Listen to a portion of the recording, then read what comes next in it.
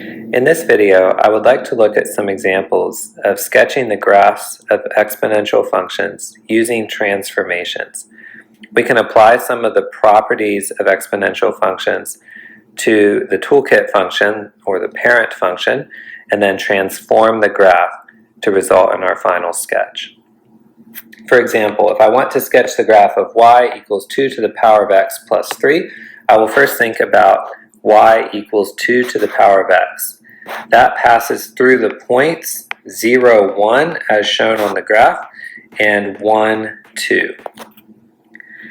And then we can think about the transformation that is occurring. This plus 3 means the y values are being moved 3 units up.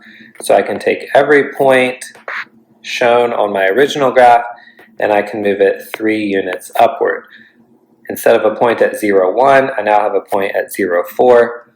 And instead of a point at 1, 2, I now have a point at 1, 6. What happened to the horizontal asymptote? The base function had a horizontal asymptote at y equals 0. That also moved 3 units upward. And I'm going to show that in my sketch with a dashed line. There's now a horizontal asymptote at y equals 3. Here is the graph of our new function.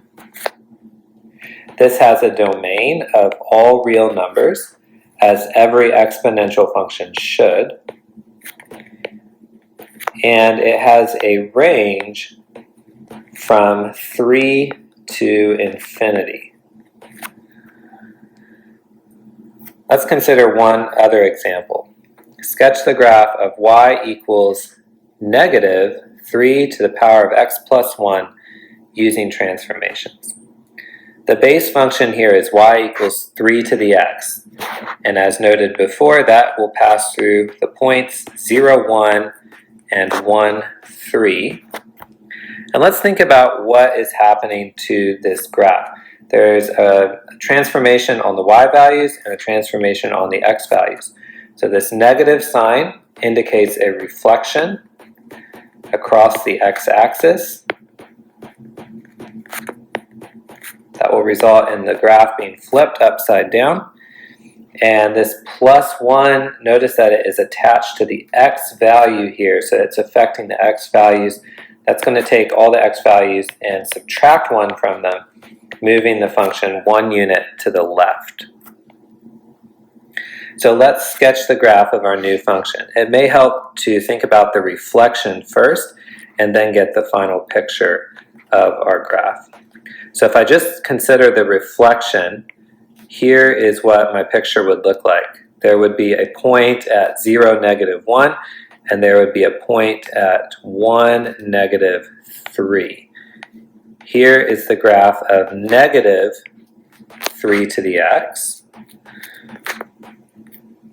And let's imagine taking that picture and shifting it 1 unit to the left. So once again, let's track our points. Instead of at 0, negative 1, we're now going to be at negative 1, negative 1. Instead of 1, negative 3, we're now going to be at 0, negative 3. So our new picture looks like this. This is the graph of y equals negative 3 to the power of x plus 1. The horizontal asymptote did not change here from the original picture because there was no vertical shift on the y values. So the horizontal asymptote is still at y equals 0.